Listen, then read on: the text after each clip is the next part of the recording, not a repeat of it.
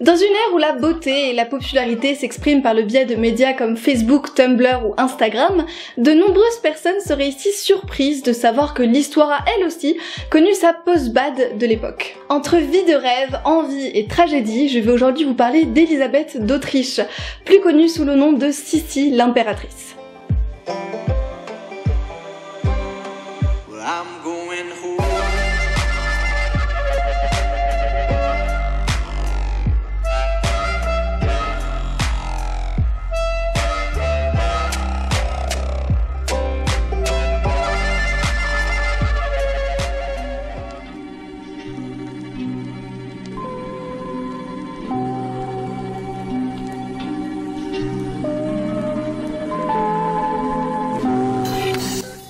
Sissi est une des impératrices des plus connues, figure iconique popularisée par Romy Schneider, qu'on a souvent idéalisée comme la dirigeante élégante, fine, subtile et pleine de grâce.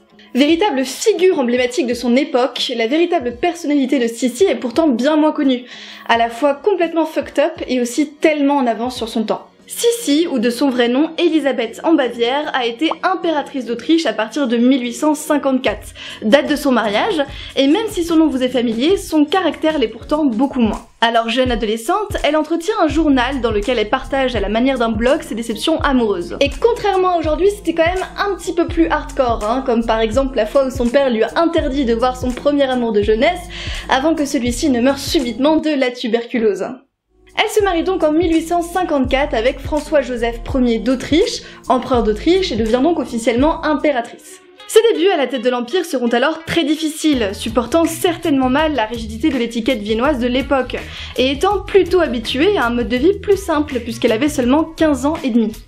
Elle vit donc seule dans ce grand château avec sa belle-mère, l'archiduchesse Sophie, qui pour information était également sa tante, parce que c'est toujours mieux en famille, et qui est très légèrement tyrannique et en permanence sur le dos de la jeune fille. Alors encore adolescente, elle mettra au monde 4 enfants d'un mariage pas plus désiré que ça, et donc elle se sentira fortement abandonnée. On peut donc comprendre que la jeune femme soit tombée en dépression assez rapidement. Nous avons donc une jeune impératrice dont la vie lui a été complètement imposée, et il n'a pas fallu longtemps pour qu'elle développe des comportements maniaques. C'est donc justement dans ce cadre typique d'une vie impériale encore enfermée dans les codes et la rigueur de l'époque que va évoluer Sissi, véritable ovni moderne. Les premiers signes annonciateurs arrivent après la mort de sa première fille, alors âgée de 2 ans et demi. Élisabeth d'Autriche va un petit peu tomber dans la folie et elle va commencer à rejeter la nourriture en signe de rébellion. Elle trouve la minceur extrêmement séduisante, alors dans un temps où les critères de beauté étaient pourtant bien différents. Tout le monde la décrit comme ne correspondant aucunement à l'idéal féminin de cette époque, c'est-à-dire une femme de petite taille, assez ronde et en chair. Et à vrai dire, elle ne recherchait nullement cet idéal. Elle souhaite alors correspondre à sa vision de la perfection. Et une chose en entraînant une autre, elle devient anorexique et refuse de peser plus de 50 kg pour son 1m72. Alors obsédée par son apparence, elle se pèse jusqu'à 3 fois par jour et est la première à commencer le délire des objectifs Instagram en quelque sorte, puisqu'elle collectionnait des photos de femmes nues comme modèle d'inspiration dans un petit carnet. Elle sera d'ailleurs la première fitness girl de l'époque puisqu'elle imposera dans tous les châteaux où elle séjourne des barres de traction, des haltères et des poids qu'elle pratique tous les jours. Ce qui est quand même assez rare pour l'époque. Elle vouait donc un véritable culte à sa beauté, quasi obsessionnel, à tel point qu'elle refusait de se faire photographier passer ses 30 ans pour diverses raisons. Premièrement parce qu'elle refuse de se voir vieillir, et encore moins qu'on photographie ses premiers signes de l'âge, mais aussi parce qu'elle n'apprécie pas sa dentition en très mauvais état. Maîtrisant alors déjà l'art de la retouche bien avant Photoshop, l'impératrice n'hésitait pas à retoucher son visage sur les portraits qui étaient faits d'elle, et elle a ainsi falsifié ses peintures officielles jusqu'à ses 65 ans. Et d'autres folies causées par cette obsession, il y en a eu, entre les jeunes doublures qu'elle engageait lorsqu'elle était plus âgée pour paraître en public à sa place, ou le fait qu'après chaque séance de coiffure, elle exigeait qu'on lui montre tous les cheveux morts sur la brosse, engueulant la coiffeuse si par malheur il y en avait trop. Considérée comme extrêmement avant-gardiste dans son appréhension de la mode et de la beauté, ayant inspiré tout un empire et déjà décrite comme une des femmes les plus admirées, elle n'en demeurait pas moins profondément malheureuse, et ce culte voué au beau était certainement le reflet d'un profond mal-être.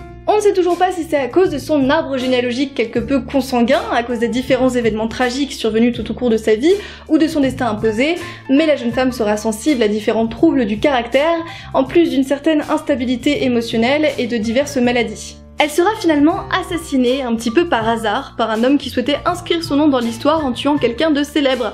Il se sera contenté d'elle puisque sa proie initiale, le duc d'Orléans, était absent.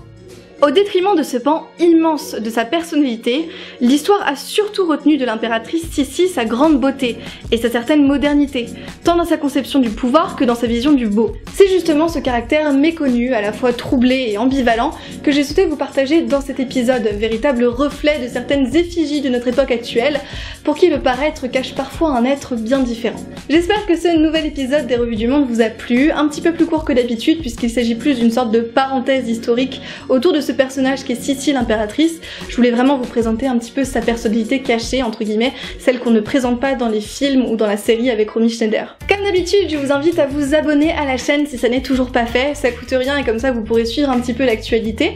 Et également vous pouvez partager cet épisode sur vos différents réseaux sociaux, c'est la meilleure des choses à faire si vous souhaitez me soutenir. Et en parlant de ça, je vous invite également à me rejoindre sur mes réseaux sociaux, à savoir Facebook et Twitter. Vous pouvez le faire comme ça, c'est chouette, je publie des infos et tout, c'est cool. Je voulais également remercier infiniment les tipeurs de l'émission sans qui je pourrais pas continuer le format comme je dis à chaque fois. Merci à vous et si vous souhaitez également me soutenir sur Tipeee, vous pouvez le faire avec ce petit lien qui vous permettra en fait de me donner 1 ou 2 euros comme ça spontanément ou alors par mois, vous faites comme vous voulez, ça aidera toujours. Merci à vous les gars. C'est la fin de cet épisode un petit peu plus léger que d'habitude, mais on se retrouve très vite pour une revue du monde un petit peu spéciale avec une surprise, donc à très vite pour de nouvelles aventures. Well, I'm going home.